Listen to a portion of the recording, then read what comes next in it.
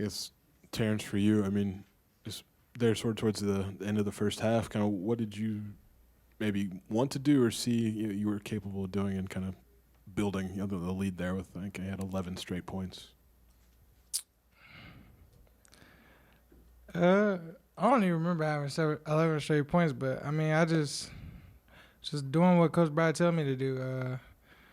He tells all of us to just run the floor, run hard in transition, rebound, play hard on defense, and turn defense into offense. So that's just what I went out and did. Terrence, I know you talked about having better starts. You guys got Dane going early. How'd you feel about how you guys came out tonight? I feel like we came out better. Like you said, Dane got going. In the first meeting, I told him to go get dirty. He's a really good player, real key for us. But yeah, I'm glad he got going and saw the basket going in for him today.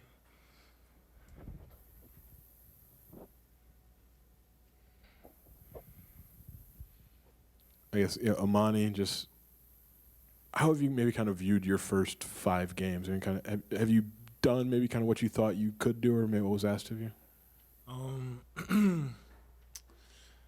Yeah, I think so. I mean, besides like the few mistakes I made, as a freshman, you make some mistakes, you learn from them. But, I'm creating my role here. Coach Battle, he tells me to do run, seal off, just play hard, just leave it all out there on the floor. So really just, trying to define my role and just, not try to do too much, but play within the offense, within the defense, just, do what I can for my teammates to be like a winning player. Amani, now that you have a couple games under your belt, does it feel differently? Do you feel more comfortable now knowing what to expect? Yeah, I do. The game slowed down for me. I get the ball in the middle. I'm not rushed. I take my time looking for the reads, looking for my shot. And, just on defensively, playing that pick and roll, rotating, talking. I'm getting a grasp of everything. Terrence, how'd you see Nicolo impact the game early? Man, bro. First of all, I want to apologize. I think I stepped on his ankle or foot. Feel bad for him, but hopefully he should be good. But man, Nico been killing in practice, man. We having great weeks of practice, dominating, being a floor general, just being a great pure point guard. And as y'all can see in the last 2 games that he played, he showcased that, and that's what he does. He's been a point guard since he was little, and I'm just happy he got to showcase that and everyone got to see how he can run the floor. DJ, a couple games in a row, I think, with 70-plus possessions. Are you starting to get the pace and the transition buckets that you're looking for? Yeah, I mean, Coach Brad emphasized running. We didn't really run against Marquette, and he got on me really, really hard about it. And I just try to do my best to respond and fix whatever I need to fix.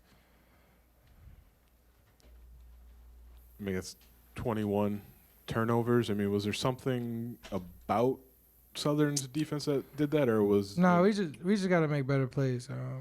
Some of the passes we throw wasn't really smart. Sometimes we forced ourselves and tried to force ourselves driving. But we just got to make better decisions at the end of the day. There was nothing that they did. It wasn't like a press or a trap or anything. So we just gotta take care of the ball, be better. But we'll watch the film and we'll fix it for next game. Amani, with Coleman out, have you sensed a bigger opportunity? Has there been an emphasis from the staff to have you step up in that? Yeah, most definitely. Coleman's a really good player. He gives me a lot of, insight, a lot of tips in practice and in games. Especially when he's out now, he talks to me a lot. But yeah, I feel like I got to be one of the – it's only me and Dane right now at the forward in the front court, so I feel like I do have to step up for sure. Yes, Terrence, was there a point when the coaching staff was just like maybe to everybody was just like attack the basket just as good a looks as you guys were able to get doing that? No, they just tell us to read the game, take what the defense gives you, and they happen to get in the zone and attack the gaps, move the ball around, drifts to Nikes are open. Just playing basketball, just reading what the defense gives you, and I feel like we did a better job of that after we had the little turnover spurt in the second half. Anything else for the guys? All right. 50 to 17 on the glass, 110 rebounds in the last two. 60% basically field goal percentage. Will probably lead to some pretty good things. I was really pleased with that group at the end of the first half. We finally found a rhythm where we didn't foul and got some stops, got out and running. I think we had 3 freshmen on the court for a good piece of that, which is always really positive and good to see. But, I thought Nico was a catalyst in that stretch. I thought Draven defensively was great. And then, Terrence was Terrence. I mean, he's literally the best defender in college basketball, and he did that again tonight. But games get hard when you're up 30. Wish we would have finished better. I thought we turned it over a little bit. But, again, this team's won at UNLV by 30, and this team has played some folks awfully close. So I thought we handled our business, and on to the next. Coach, Amani Hansberry was like a plus 19 in just 22 minutes. How do you think he impacted the game?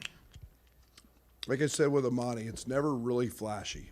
All he does is everything he's supposed to do, and it's little things.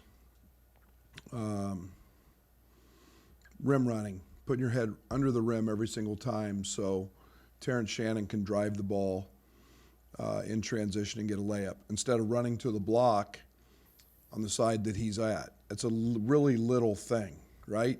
3 feet. But he does it every time, so Terrence gets layups and dunks. He connects us really quickly in offense. He's an elite passer.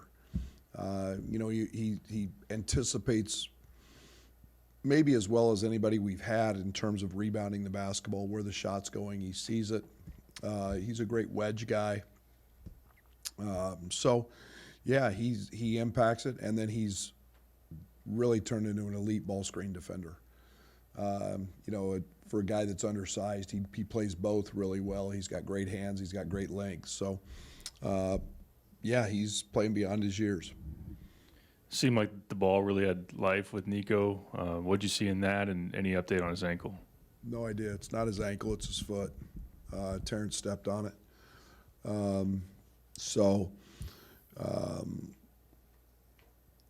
He plays with speed. Very few guys can play with speed and play with a thought process that is slow.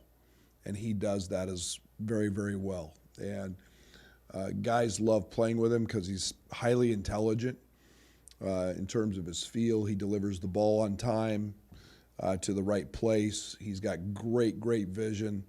In terms of understanding, he understands where our guys are, but it's where the defense is. And I was really proud of him because of his defense. And that's the area that he has been challenged the most. But I thought defensively tonight he was every bit as good as he was offensively.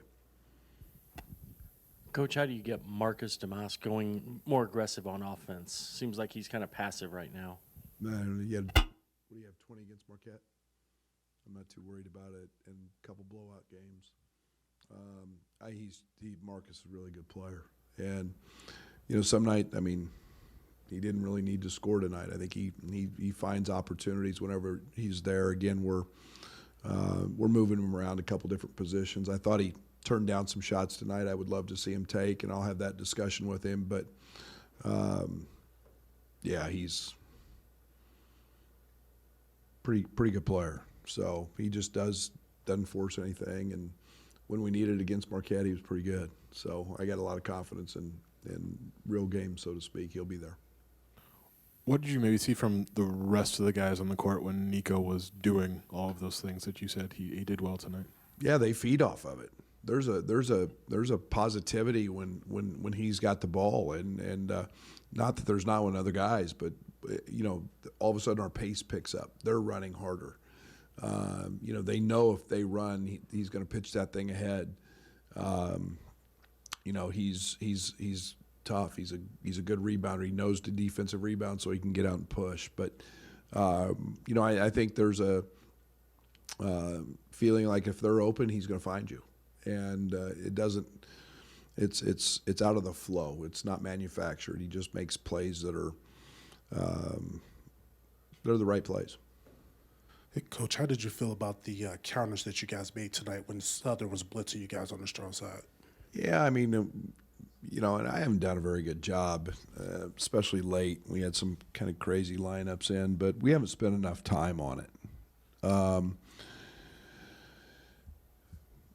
again, that's totally on me. I thought we handled it really well. I thought we've spent some time working against the press, and we dissected Marquette's pretty good, and the uniqueness of Oakland's press was okay. We got good shots. We again in that game we just missed a lot of layups, but again, it's just feel, moving the ball, hitting open men, and then when they fell back into the zone, I thought we played a little too passive, and we got to get aggressive driving into gaps, and again that's where spend a little more time in practice, and we got a few days to work on that.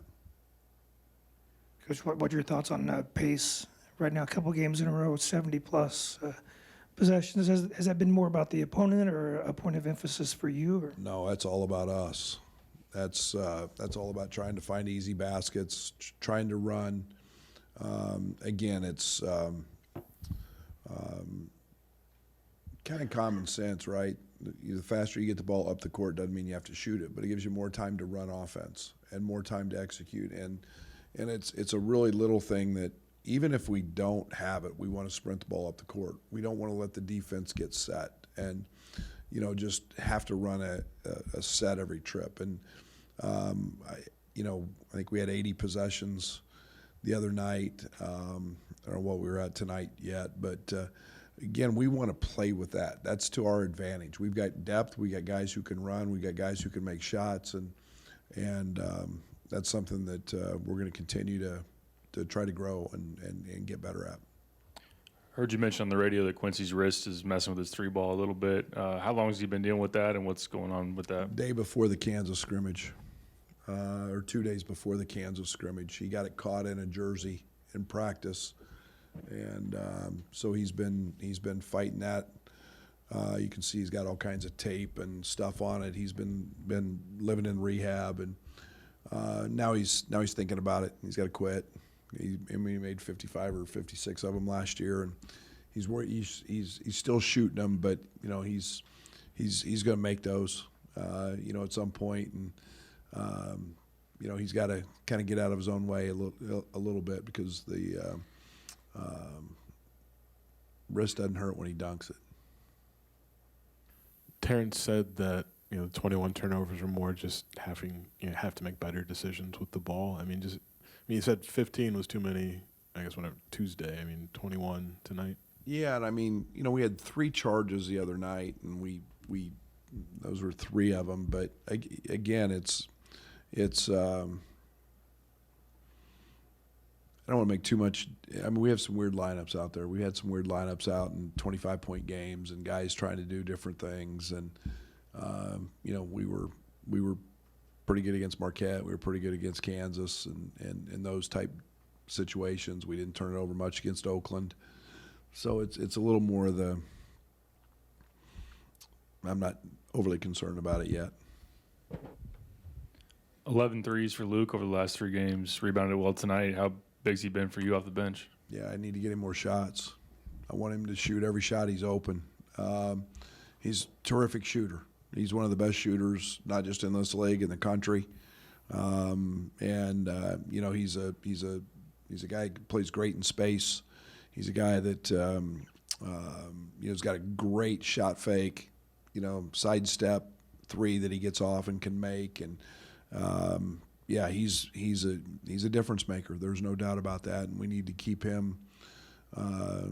Shooting the ball well, and then we've got to keep him, keep finding opportunities for him to get shots off. Can you talk to us about Ty Rogers' mindset? Obviously, earlier in the night he made some mistakes, but then the defensive just activity and just the physicality on the offensive glass. Like, can you just talk to us about that? Yeah, I mean that's the thing with Ty. Ty impacts the game in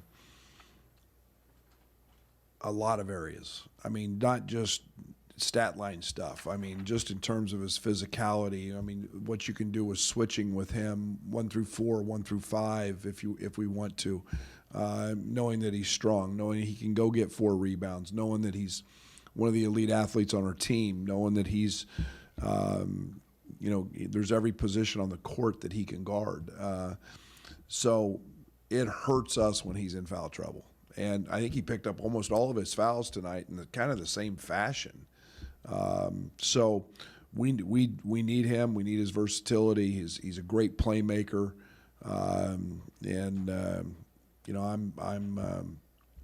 Wasn't one of his best nights, but that's okay. He still does a lot of things to impact the game, and we've been really challenging him on the glass, and he stepped up to that challenge tonight.